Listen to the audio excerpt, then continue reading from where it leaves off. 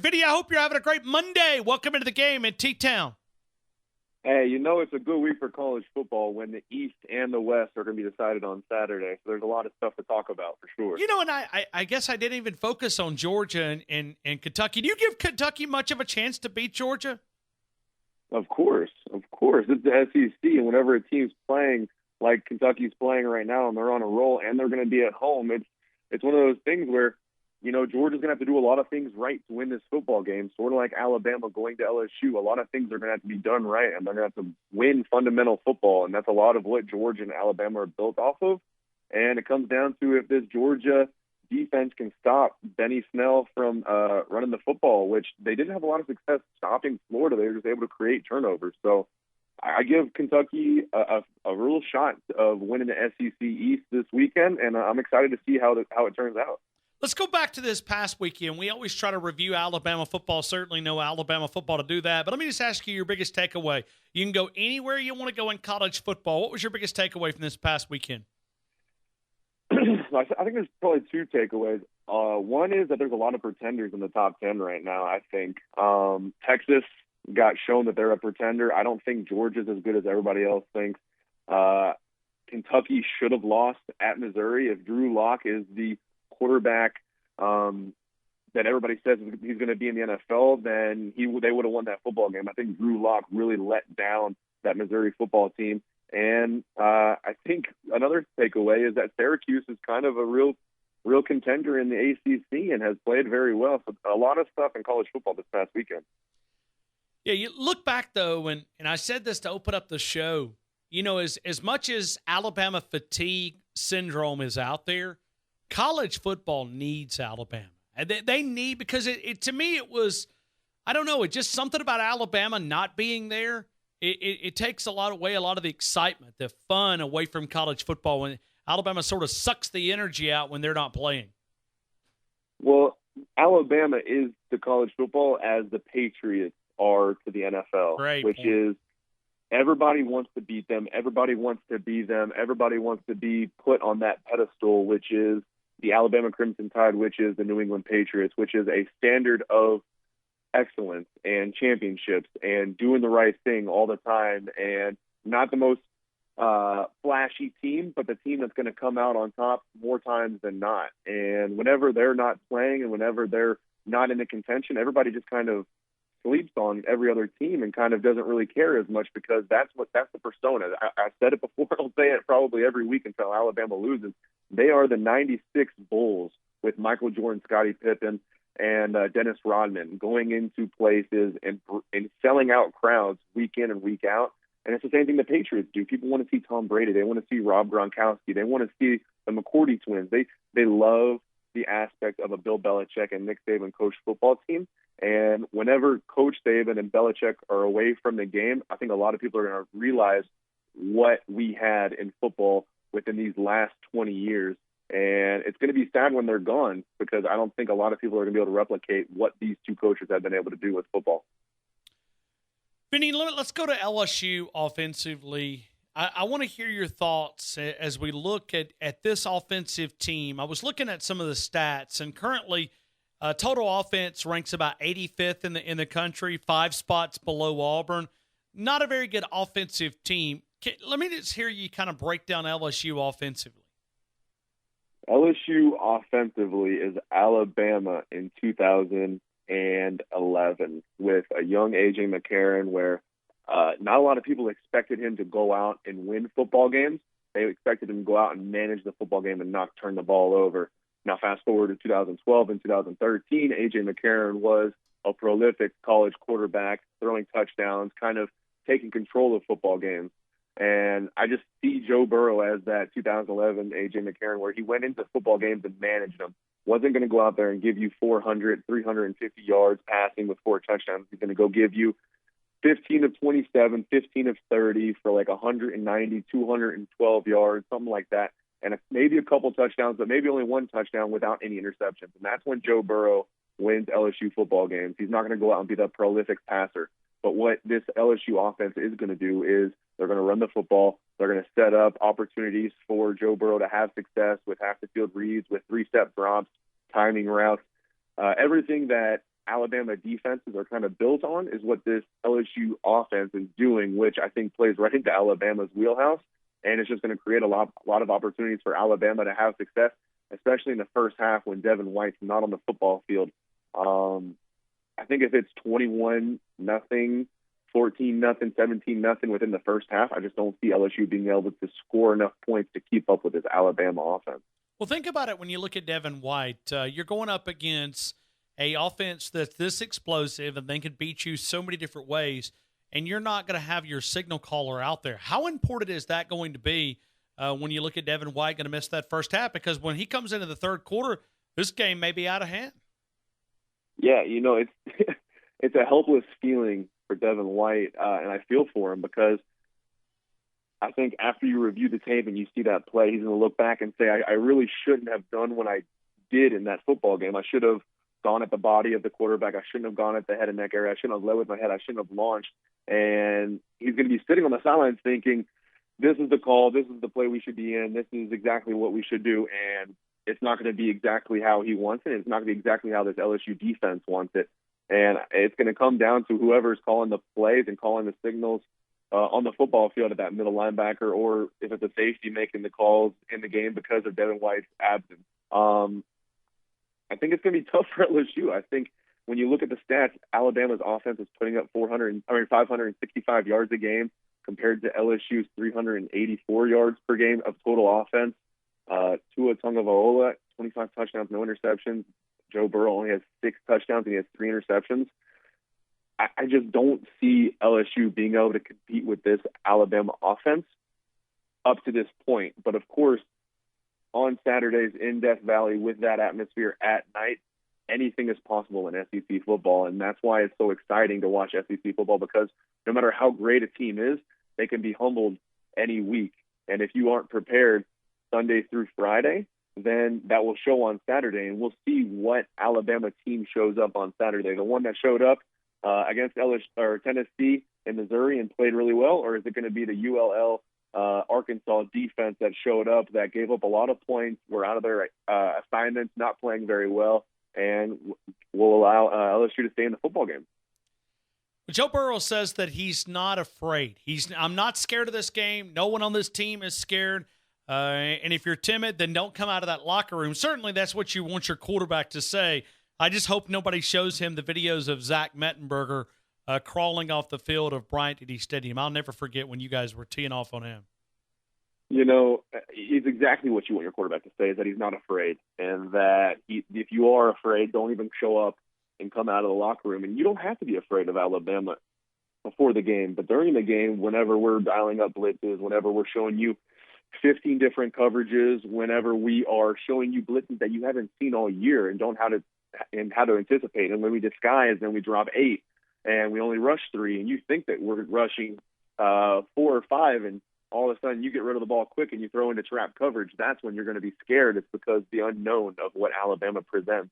And I think offensively and defensively is what makes this team especially so scary, because in years past, it was the unknown of what this defense was going to dial up, what kind of pressures we were going to bring, what kind of schemes we were going to provide with Coach Saban, Kirby Smart, and Coach Pruitt.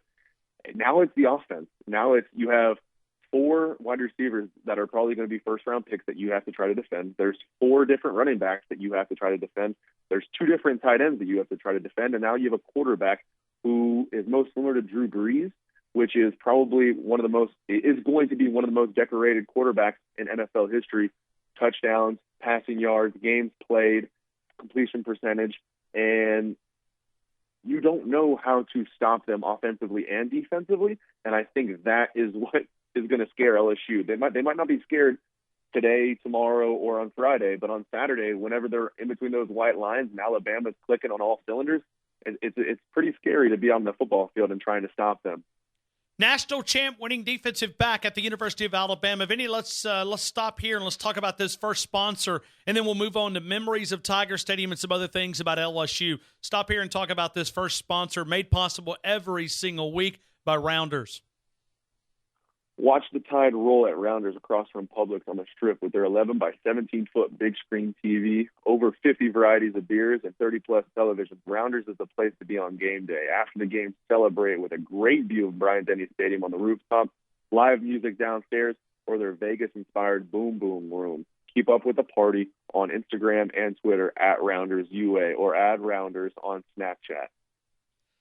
Vinny, just if you can help us understand, what is maybe a memory that you can share with us about going to Tiger Stadium? And I know you can hear a lot about it. You can hear the talk, and other players can tell you what it's like going in there. But what's it really like playing in that hostile environment? I have so many crazy stories of LSU. I'm ready, man. I'm ready. When my dad coached there, we were driving in and we were about to play Mississippi State, and there was a van in front of us with Mississippi State stickers on it, and a bunch of frat guys came over and flipped the car over. Whenever we were driving in my sophomore year, that 2012 game where AJ threw the screen pass to TJ Yeldon and we won in the last minute of the game, they formed a blockade in front of our bus and stopped our bus from being able to move forward and started rocking the bus. And then just the atmosphere of running out on that football field and having Mike the Tiger right by our tunnel that we ran out of, and having him kind of all amped up and kind of getting the crowd amped up. And it was an atmosphere that night that it was the loudest place I've ever played in my entire life, and then it became the quietest place I ever played in my entire life. And there's not a better feeling than having that crowd screaming, yelling, thinking they had the game won, and then us come in and silence them and go on to win a national championship that year. So I have a lot of great memories and kind of scary memories from going to LSU. Vinny, did you guys, when Nick Saban, because Nick Saban was not welcome very kindly of going back to LSU, is it something about the way that you guys played LSU?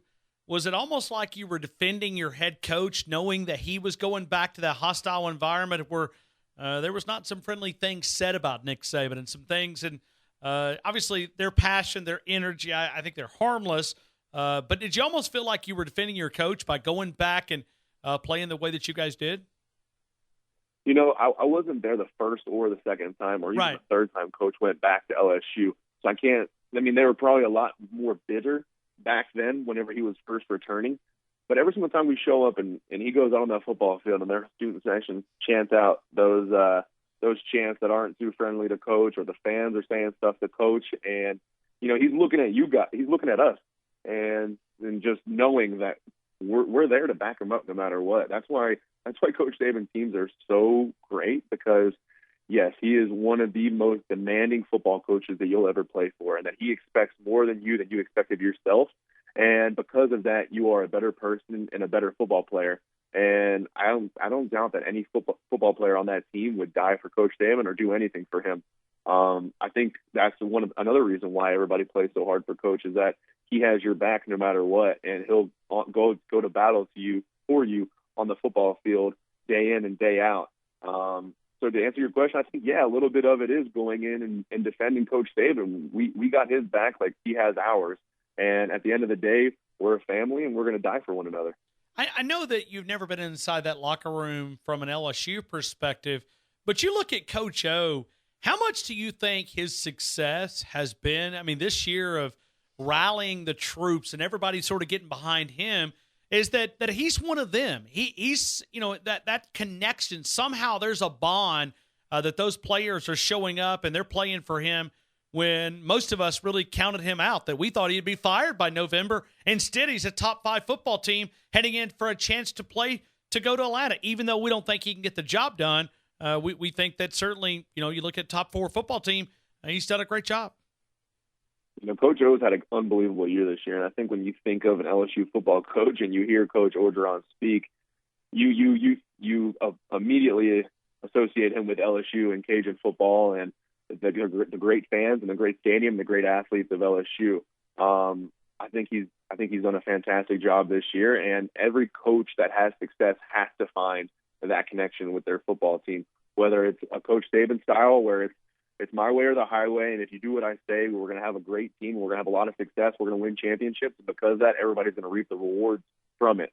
Or you can have a Coach O who is I'm here for this football team. These are my guys. I'm going to go to battle with them, and that's the bond you form.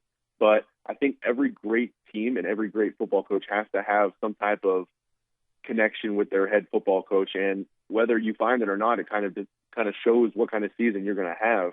And I think he's embodied the entire LSU community with this football team and how he acts, because this entire LSU football community is, we're here for Coach O. We're going to live and breathe with Coach O this football season, and you see that they're a top 4 football team right now.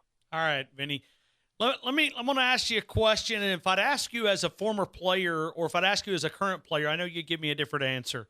But today, every time Christian Miller, Damian Harris, Tua Tagovailoa, Deontay Thompson, and other players, when you were asked about LSU, it's just another week. It's just another week. I know you guys, I'm trying to think exactly how a better word, but the only thing I can come up with is brainwashed.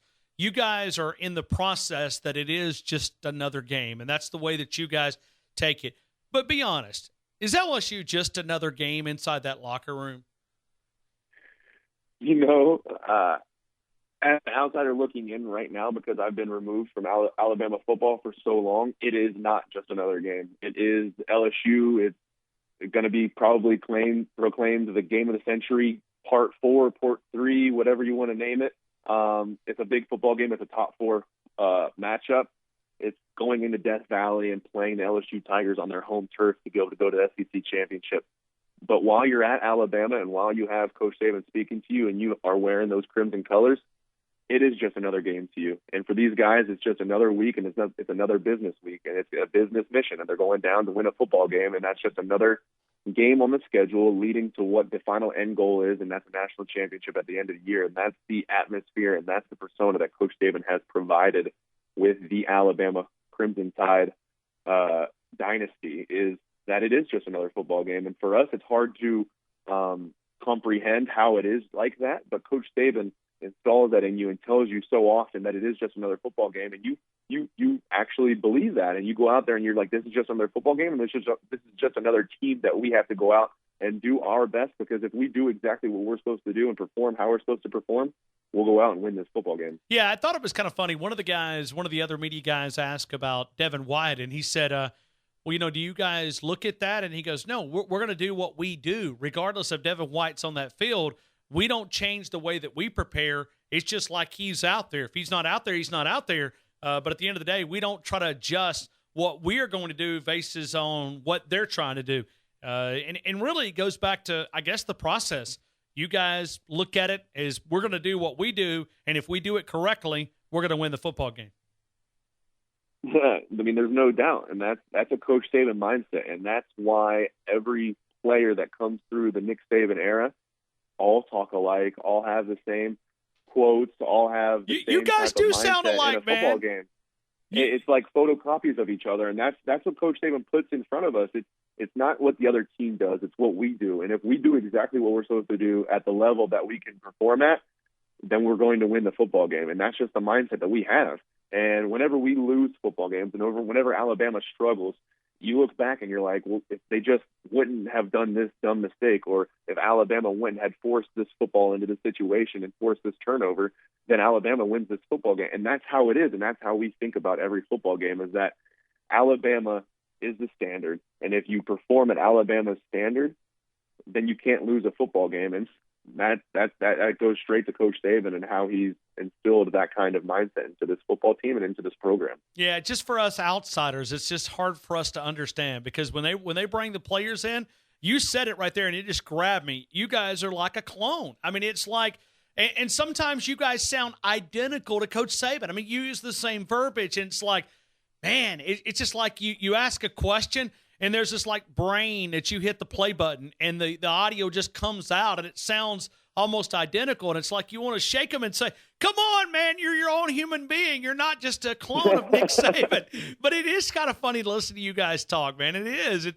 it's like the freshmen come in, and like by time when they get to sophomores, they've already like accepted all the DNA that you're supposed to, I guess.